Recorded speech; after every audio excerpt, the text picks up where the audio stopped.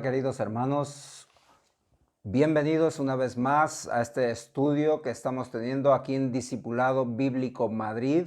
Estamos estudiando el libro de Apocalipsis capítulo por capítulo y hoy vamos a tratar de estudiar el capítulo 17 y capítulo 18. Realmente es como el corazón, es el centro de todo el libro de Apocalipsis, es la parte más difícil y es la parte donde el juicio de Dios se derrama y se completa acerca de los últimos tiempos. Quiero que me acompañes en esta oportunidad. Vamos a leer, pero sin antes no podemos empezar a orar y que el Señor nos guíe. Padre amado, te damos gracias por tu cuidado, tu misericordia. Señor, pedimos tu dirección, que el Espíritu Santo, que sea guiando nuestras mentes, nuestros corazones, guiando, Señor, para la comprensión de tu palabra. Ayúdanos, Señor, en este estudio y que sea de provecho, de beneficio para todos los oyentes. Te pedimos y te agradecemos, Señor, en el nombre precioso de tu Hijo amado, Cristo Jesús. Amén. Bueno, este capítulo podemos tomarlo, capítulo 17 y capítulo 18, es la ira o el juicio de Dios contra la gran ramera. Wow, este título, el nombre que Dios llama aquí en este capítulo es la gran ramera. Es la Babilonia. Vamos a ir desarrollando. No es fácil, por lo tanto te ruego que tomes atención. Ya desde los capítulos anteriores nos estaba hablando y todo esto los hemos ido dejando para este momento. Observa lo que dice capítulo 14, verso 8, dice, y otro ángel le siguió diciendo, ha caído Babilonia, la gran ciudad, porque ha hecho beber a todas las naciones del vino del furor de su fornicación. O sea, esto ya nos lo va aclarando desde el capítulo 14. En el capítulo 16 también nos dice, en el verso 19 dice, y la gran ciudad fue dividida en tres partes, y las ciudades de las naciones cayeron, y la gran Babilonia vino en memoria delante de Dios para darle el cáliz del vino del ardor de su ira. Así que todo esto lo hemos dejado para este momento y ahora vamos a estudiar acerca de qué es esta gran ciudad de Babilonia que también el Señor le llama la gran ramera. Es increíble, pero tienes que entender por el contexto bíblico que hemos aprendido que la relación que Dios tiene con su pueblo, en especialmente con su iglesia, a la iglesia Dios le llama la novia, donde Cristo es el novio. Cristo es el novio, la iglesia es la novia. Por lo tanto, es la esposa prometida. Pero vamos a ver en este capítulo que aquella que la gente llamaba la verdadera iglesia o la única iglesia, lo que muchos pensaban que era la novia, la prometida, en este capítulo vemos que resulta que es la gran ramera. ¡Wow! Es tremendo lo que se viene en este estudio. Para que entremos en contexto, vamos al libro de 2 de Corintios, capítulo 11, verso 2, leemos en la traducción del lenguaje actual. Dice, Dios ha hecho que yo me preocupe por ustedes. Lo que quiero es que ustedes sean siempre fieles a Cristo. Es decir, que sean como una novia ya prometida para casarse, que le es fiel a su novio y se mantiene pura para él. Este es el mensaje que manda Pablo a los corintios. Y luego añade y dice, pero tengo miedo que les pase como a Eva, que fue engañada. Y hay mucha gente que es engañada, pero tienes que estar con los ojos muy abiertos, ¿vale? De hecho, cuando lleguemos al capítulo 19 de Apocalipsis, vamos a encontrar las bodas del Cordero. En el verso 7 del capítulo 19 dice, alegrémonos y llenémonos de gozo y alabémoslo porque ha llegado el día de las bodas del Cordero y ya está lista su esposa, la cual es la iglesia. Así que Jesús tiene a su prometida, que es la verdadera iglesia. Pero ¿cuál es la verdadera iglesia? No es la que la gente piensa, que hay mucha gente que piensa que la auténtica iglesia es una organización. No, no, no, no, no, no. La auténtica iglesia es la que se mantiene pura, sin mancha, para el novio. Para el novio. Y sin embargo, vamos a ver aquí en el capítulo 17, vamos a empezar a ver cómo el ángel empieza a describir a esta Babilonia que le llama la gran ramera. Dice el verso 1, y vino entonces uno de los 7 ángeles que tenían las 7 plagas, las 7 copas, y habló conmigo diciendo, ven acá y te mostraré la sentencia contra la gran ramera. Wow. La que está sentada sobre muchas aguas. Y vamos a ver que cada versículo de la Biblia nos va narrando un detalle de esta gran ramera. Vamos a leer hasta el verso 7, dice el verso 2, con la cual, con esta gran ramera, dice, con la cual han fornicado los reyes de la tierra y los moradores de la tierra se han embriagado con el vino de su fornicación.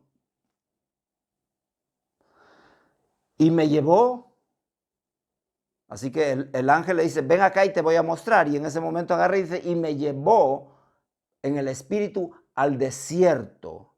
Y vi una mujer sentada sobre una bestia escarlata llena de nombres de blasfemia que tenían 7 cabezas y 10 cuernos. A esta altura, describir a la bestia de 7 cabezas y 10 cuernos, ya sabemos por los anteriores capítulos y en especial por el libro de Daniel que es exactamente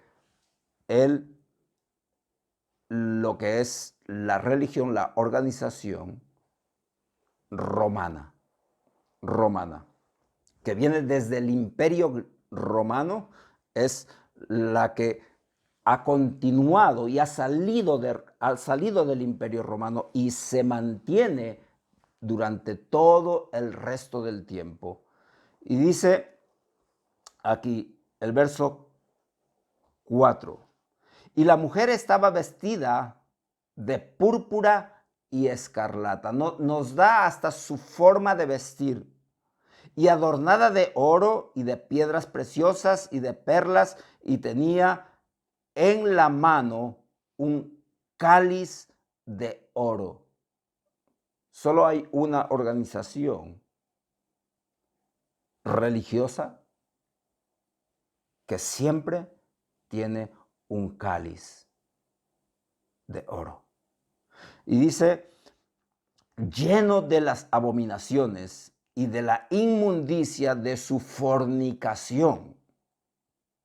Y en su frente un nombre escrito, un misterio,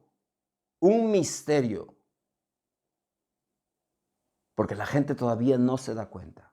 Dice, un misterio, Babilonia la grande,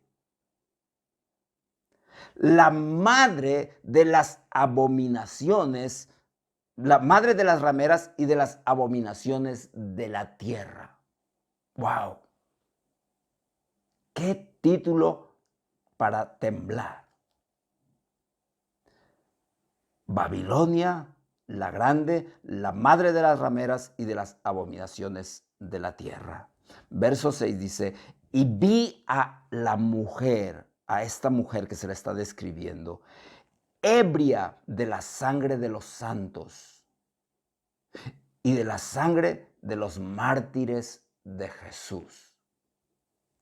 ¿Qué organización persiguió a muerte a todos los apóstoles de Jesús y a todos los seguidores de Jesús? Y dice que estaba ebria de la sangre de los santos y de los mártires de Jesús. Dice, aquí describe Juan y dice, cuando la vi, quedé asombrado con gran asombro. Y el ángel me dijo, ¿por qué te asombras? Yo te diré el misterio de la mujer. Yo te diré el misterio de la mujer y de la bestia que la trae, la cual tiene las 7 cabezas y los 10 cuernos. Es así cuando el ángel le va a explicar y a través de todo el capítulo vamos a ver detalles que tú tienes que tener tu mente y tus ojos muy observando, muy atento. Observa lo que dice el verso 9. Esto es para la mente que tenga sabiduría. No está hablando que tienes que tener una sabiduría sobrenatural, especial. No, sencillamente una mente que observa, que razona, que piensa y medita en lo que está aconteciendo. Así que, primeramente, es el ángel que le dice, yo te voy a decir todo este misterio, que ya hasta el verso 7 lo ha descrito. Y vemos que dice, yo te diré el misterio de la mujer y de la bestia. Ahora, la bestia, volvemos a decir, según Daniel, evidentemente la cuarta bestia es Roma, el imperio romano. Y Daniel lo muestra como una bestia también con 7 cabezas y 10 cuernos. Y dice que un cuerno pequeño luego sale de una de las cabezas, ¿verdad? Ahora, por la historia hemos visto que ese cuerno pequeño es la religión católica, apostólica, romana, que ha salido de la misma Roma y está en Roma mismo hasta el día de hoy. No se ha movido de ahí, su sede ahí.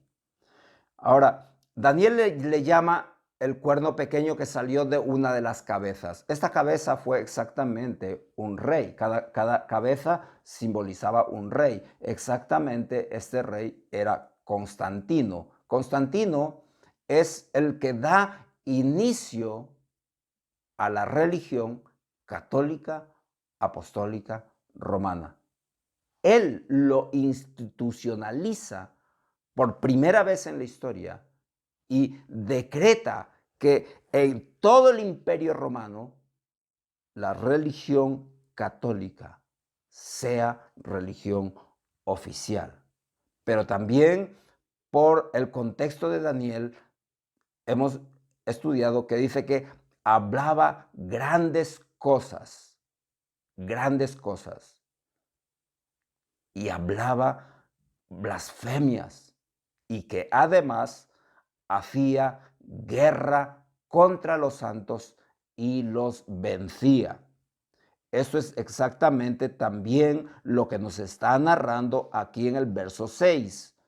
Dice, y vi a la mujer ebria de la sangre de los santos y de la sangre de los mártires de Jesús. Así que la religión, la organización que se encargó desde sus inicios, desde cuando Roma era un imperio, es precisamente contra todos los seguidores de Jesús, contra todos los apóstoles murieron en manos del Imperio Romano. Unos en hogueras, otros decapitados, otros crucificados, otros comidos por leones, en fin, lo que nadie podía imaginar. Pero ahí estaba siendo derramada la sangre de los mártires de Jesús. También quiero volver al verso 1. Dice, al final, dice, y te mostraré la sentencia contra la gran ramera, la que está sentada sobre muchas aguas. Ahora, cuando nos dice muchas aguas, vamos al verso 15 y nos dice, me dijo también, las aguas que has visto donde la ramera se sienta son pueblos, muchedumbres de naciones y lenguas. De tal forma que el catolicismo, el sistema religioso católico apostólico romano ha llegado realmente a muchedumbres de pueblos, de naciones y de lenguas. No hay otra religión que haya llegado tan lejos como ha llegado esta religión. También el verso 2 nos dice, con la cual han fornicado los reyes de la tierra. Esta mujer, o representada aquí por una mujer, sin lugar a dudas, ha negociado, se ha acostado, ha fornicado, ha pactado, ha convivido con todo tipo de gobierno que haya habido en la tierra. Da igual de cualquier color que haya sido y de cualquier naturaleza que haya sido el tipo de gobierno. Desde los reyes católicos y aún antes, desde los reyes católicos, precisamente reyes católicos, título concedido por el Papa español Alejandro VI. Y lo hace juntando en matrimonio,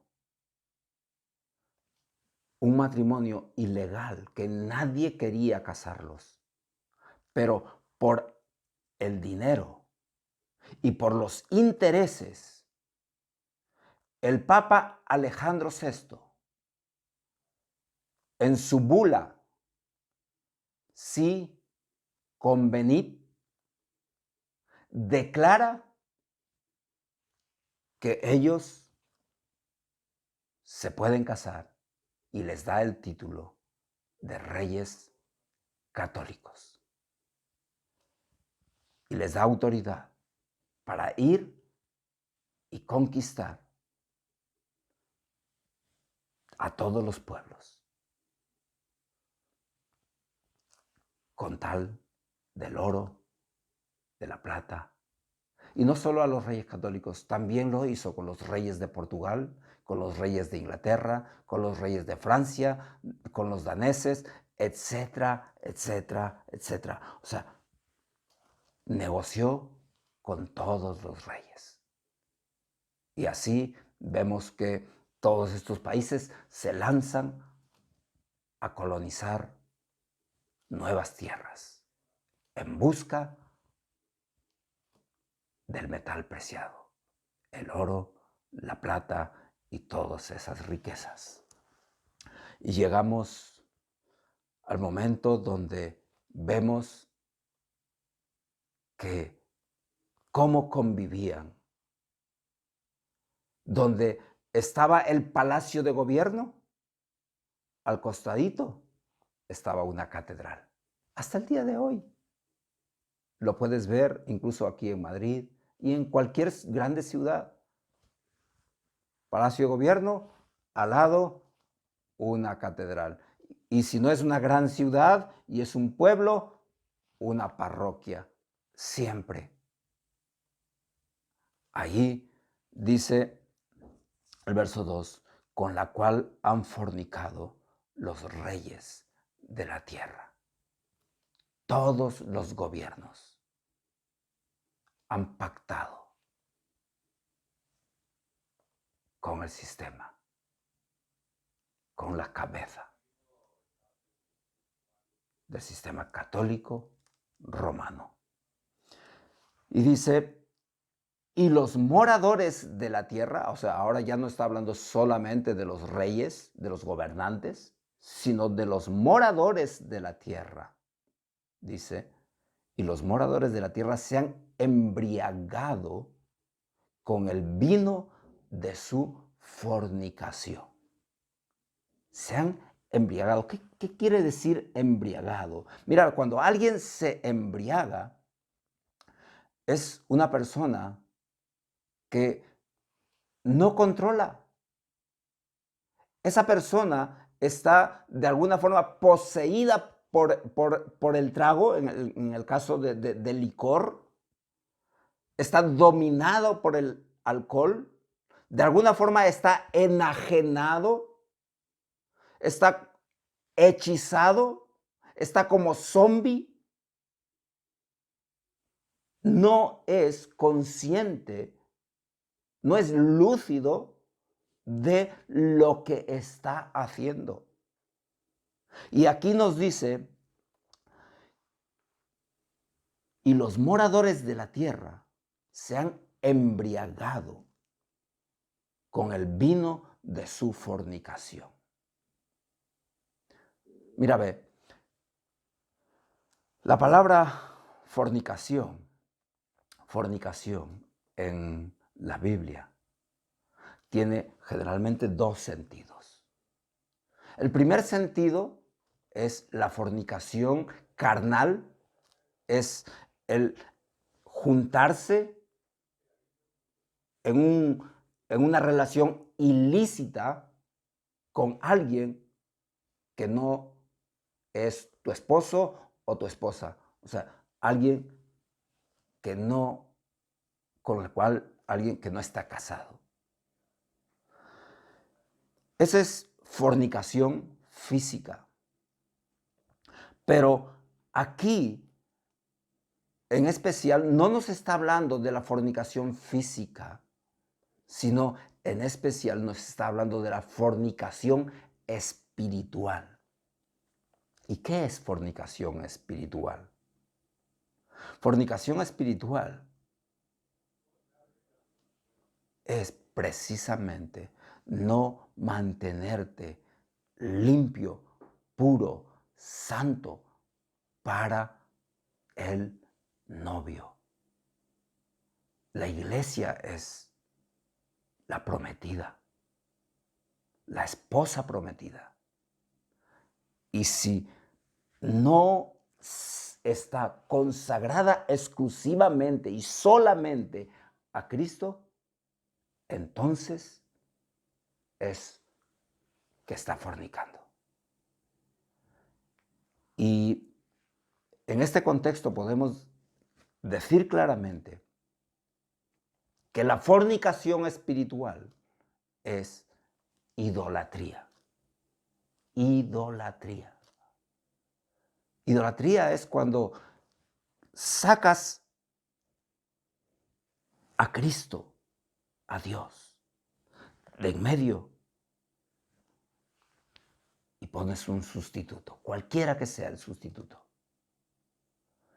Eso es fornicación. Pero vamos a ir desde el Éxodo, cuando Dios da las tablas de la ley en el Éxodo 20, en el verso 4 y 5, observa lo que dice. No te harás imagen ni ninguna semejanza de lo que está arriba en el cielo, ni debajo de la tierra, ni en las aguas debajo de la tierra. No te inclinarás a ellas, ni las honrarás, porque yo soy Jehová tu Dios, fuerte y celoso. Aquí está prohibiendo rotundamente, no te harás ninguna imagen de nada que esté en el cielo, ni en la tierra, ni debajo de la tierra, ni de nada. Ya Dios desde el principio da las pautas de que Él es un Dios celoso,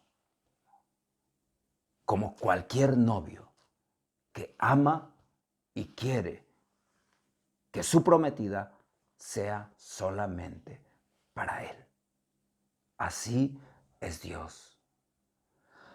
Dice en Ezequiel, capítulo 23, verso 37, leemos, porque han adulterado y hay sangre en sus manos, han fornicado con sus ídolos. Ahí está, clarísimo. Han fornicado con sus ídolos. Para Dios, que es un Dios celoso y que dice, no hay otro Dios, no te harás ningún ídolo. Y cuando el hombre empieza a hacer ídolos, Dios está viendo como una fornicación espiritual. Es así como, observa, quiero que abras tu mente, porque hay veces que Dios dice, es que parece que ni siquiera razonan, parece que ni siquiera tienen entendimiento, se han vuelto como si no tuvieran cerebro. Por eso nos dice, se han embriagado, porque no hay razonamiento, no hay control. Dice Isaías 44, voy a leer del 17 al 19, y dice, y hacen del sobrante un Dios. O sea, está hablando de un tronco de leña. Y dice, y hacen de sobrante un Dios, un ídolo suyo, y se postran delante de él y lo adoran y le ruegan diciendo, líbrame porque mi Dios eres tú. ¿No saben? ¿No entienden? Está hablando, dice, no hay razonamiento porque están cerrados sus ojos para no ver y su corazón para no entender.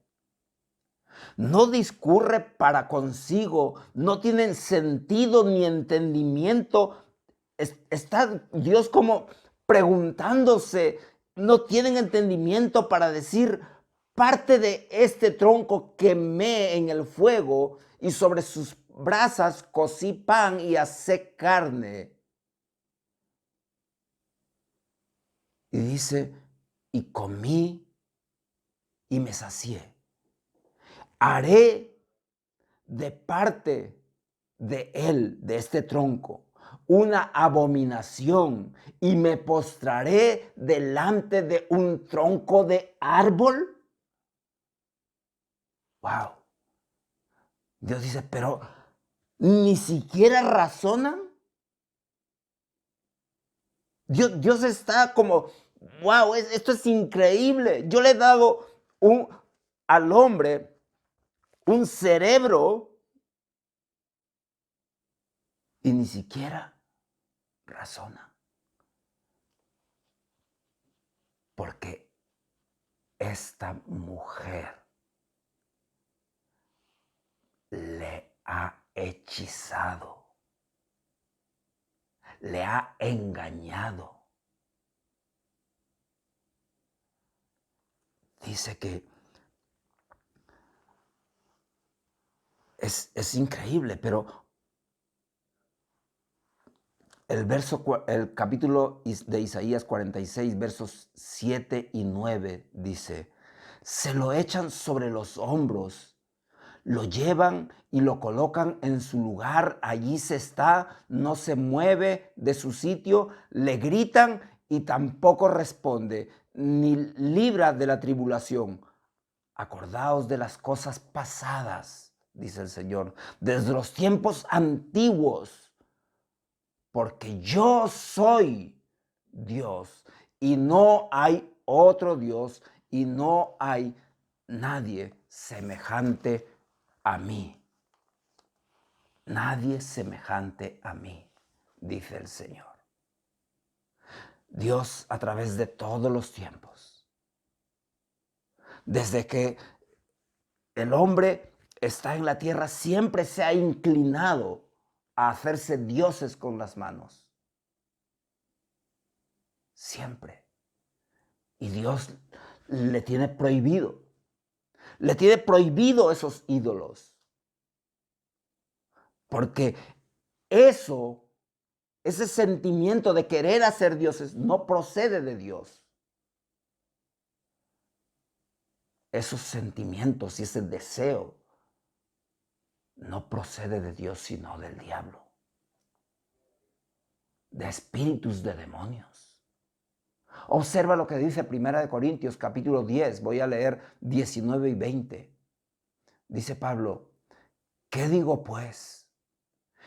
Que el ídolo es algo o que sea algo lo que se sacrifican a los ídolos. Antes digo, o antes aclaro, y toma atención.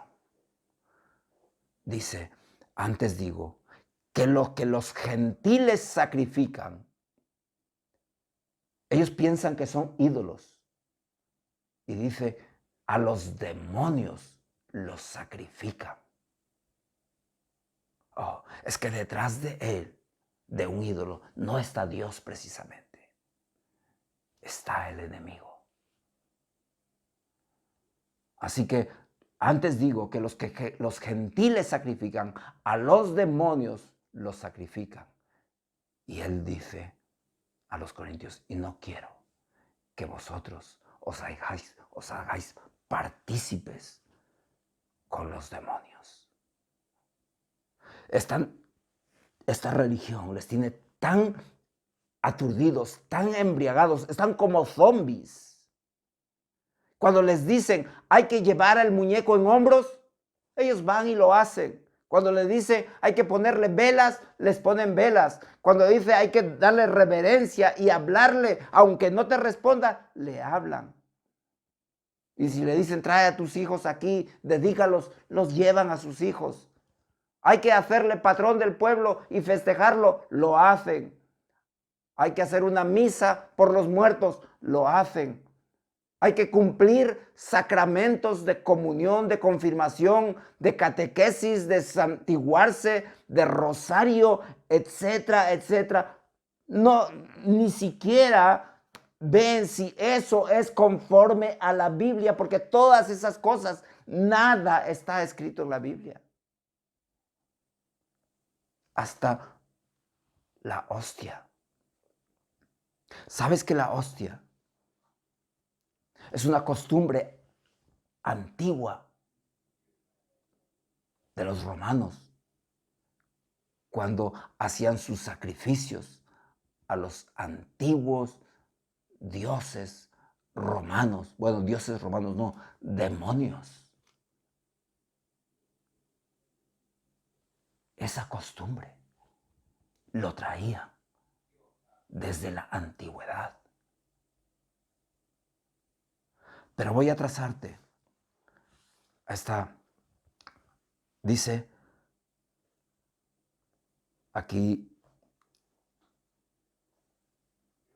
el verso 3, vamos a leer. Dice, y me llevó en el espíritu al desierto, y vi a una mujer sentada sobre una bestia escarlata, llena de nombres de blasfemia, que tenía 7 cabezas y 10 cuernos. Ya hemos dicho que esta bestia es el Imperio Romano y que Daniel lo ve como un cuerno, pero ahora, en este momento, a Juan se le revela como una mujer que está sentada sobre la bestia. Y dice, y la mujer estaba vestida de púrpura y escarlata. Oh, mira la imagen, cómo se visten los que están allí, de púrpura y escarlata. Dice, adornada de oro, de piedras preciosas y de perlas, y tenía en su mano un cáliz de oro lleno de las abominaciones y de las inmundicias de su fornicación. Y en su frente un nombre escrito, un misterio: Babilonia la Grande. Babilonia la Grande. Vamos a trazar una línea desde la época más antigua de la civilización humana. Cuando después del diluvio, en el libro de Génesis, Dios saca a Noé y le dice en el capítulo 9, verso 1, dice, y bendijo Dios a Noé y a sus hijos y les dijo, observa lo que les dijo, fructificar, multiplicar y llenad la tierra. Y llenad la tierra. Estén por todas partes de la tierra. Pero no mucho tiempo, pocos años más adelante, aparece un nuevo personaje, Nimrod. Y vamos al capítulo 10, voy a leer el verso 10. Dice, y fue el comienzo de su reino, del reino de Nimrod. Babel fue el comienzo de su reino. Babel. En el capítulo 11, verso 4, observa la declaración que hacen. Y dijeron, vamos y edifiquemos una ciudad y una torre. Allí está aquella famosa torre de Babel. Y dice, cuya cúspide llegue al cielo, y hagámonos un nombre. Dice, que nuestro nombre sea famoso, que nuestro nombre sea grande. Hagámonos un nombre. Y observa la intención. Dice, por si fuésemos esparcidos sobre la faz de toda la tierra. Dios le había dicho en el capítulo 9, tienes que esparcirte por toda la faz de la tierra, pero este Nimrod que se rebeló contra Dios, construyó la torre de Babel, donde tenía, según se dice, tenía 7 pisos, un piso para cada dios, y el dios más alto, el dios Sol. Allí ellos están rebelándose contra Dios, y Dios decía, hay que esparcirse sobre la tierra, pero ellos dicen, no, juntémonos aquí y hagámonos un nombre grande por si en algún momento somos esparcidos sobre la tierra. Es allí donde Dios confunde las lenguas y da ese nombre a ese edificio, la Torre de Babel, que significa confusión. Ahí empieza la historia. Pero la historia continúa. Llegamos, por ejemplo, al libro de Daniel. Daniel, leemos en el capítulo 3, voy a leer.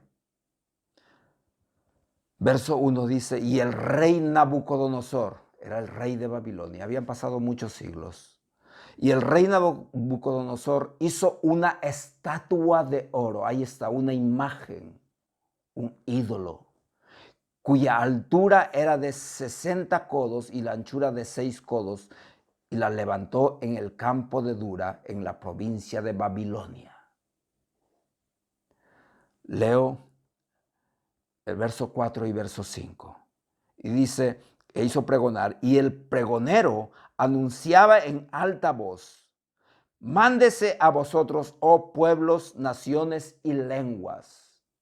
O sea, todo lo que era la tierra conocida en aquel entonces.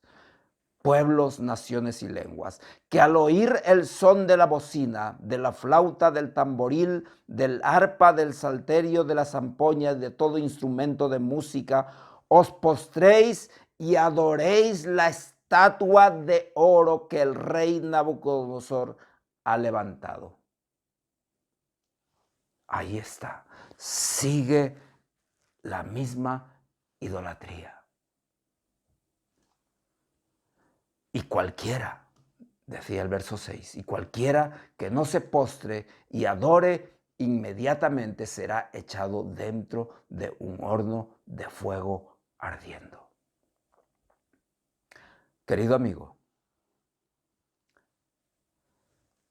quiero decirte que para este tiempo donde ya estamos, Apocalipsis capítulo 17, ya hemos visto que el falso profeta actuaba en compañía, en complicidad del anticristo, de la bestia. Actuaba y dice que hacía imagen de la bestia y pedía a todos los moradores de la tierra que adorasen a la bestia. Y aquel que no adorase a la bestia, ni tuviere el sello de su nombre, de su número, en la mano derecha o en su frente, no podía ni comprar ni vender y sería perseguido. El mismo espíritu continúa. El mismo espíritu de esta Babilonia. Lo que pasa que aquí ya es Babilonia la grande, la madre de las abominaciones. de la tierra. ¿Y por qué Babilonia la grande? Porque para este entonces, en este momento, Babilonia va a ser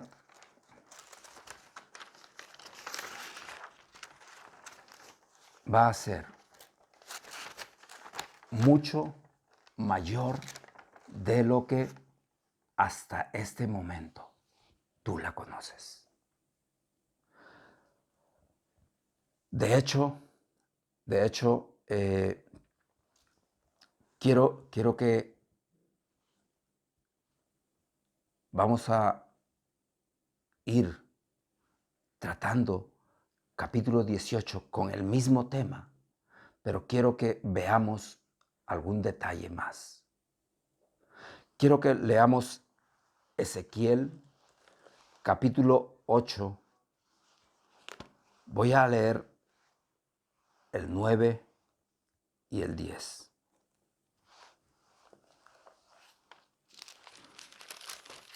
Ezequiel capítulo 8,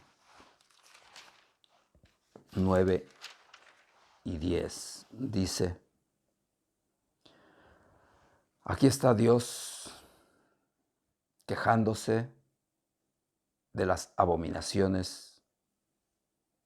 Y dice, y me dijo luego, entra y ve las malvadas abominaciones que éstos hacen allí.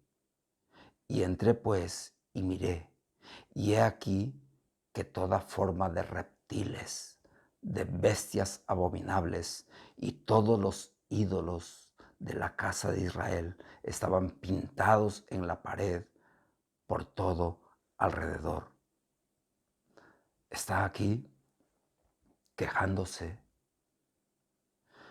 pero dice el verso 14, y me llevó a la entrada de la puerta de la casa de Jehová, que está al norte, y he aquí las mujeres que estaban allí sentadas endechando a Tamuz, un dios babilónico. El verso 16 dice, y me llevó al atrio de dentro de la casa de Jehová, y he aquí, junto a la entrada del templo de Jehová, entre la entrada y el altar, como 25 varones, sus espaldas vueltas al templo de Jehová y sus rostros y hacia el oriente, y adoraban al sol, postrándose hacia el oriente. Allí sigue el espíritu babilónico. Quiero que, por último, voy a enseñarte algunas imágenes. Esto está sacado de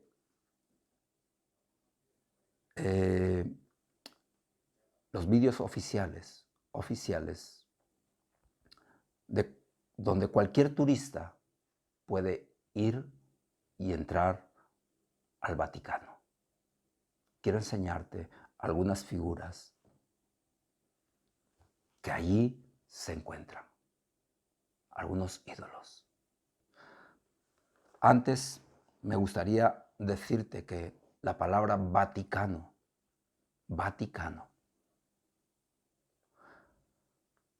era una palabra que antiguamente se usaba allí en ese lugar de Roma, que era el lugar de oráculo de los dioses del vaticinio,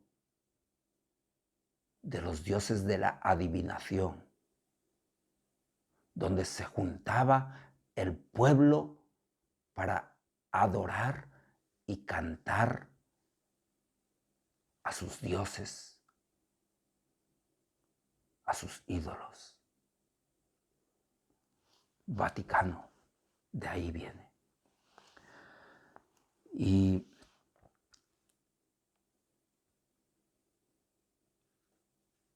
las figuras que aparecen allí. Quiero mostrarte la primera figura, primera y segunda figura. Ves figuras de todas formas de reptiles, de bestias abominables. La segunda figura que vas a ver es de un dios de la mitología griega, el hijo de Zeus, llamado Hércules. La siguiente imagen, la diosa egipcia, Anubis, un dios en forma de rana o de sapo. La siguiente figura es el rito del nacimiento de Osiris, otro dios. La siguiente figura, veas ahí la estatua de Horus con cabeza de chacal. La siguiente estatua, el dios Bes, otro dios, otra divinidad. La siguiente figura es la divinidad de la naturaleza. Siguiente figura, divinidades de serpientes, también egipcios. La siguiente figura, dioses griegos. Y la siguiente figura, ahí está, los dioses babilónicos. Marduk, o llamado también Merodach, y por otras culturas, llamado también Dagón, Baal o Tamuz. Estas son las figuras que aparecen dentro de la Baticueva. Así que, querido amigo, abre tus ojos para que no te engañen. No queremos que te pierdas. Como dice el Señor, sal de en medio de la idolatría, pueblo mío, salir de en medio. No participéis de sus fornicaciones. Aquí está Jeremías 50, verso 2. Aquí está este Dios babilónico. Dice, anunciad en las naciones y haced saber. Levantad también bandera, publicad, y no encubráis, decid, tomada es Babilonia, Bel es confundido, deshecho es Merodach, ahí está su Dios. Destruidas son sus esculturas y quebrados son sus ídolos. Ahí nos está hablando de la forma profética acerca del final de esta Babilonia, la madre de las abominaciones de la tierra. Seguiremos en el siguiente capítulo. Que Dios te bendiga.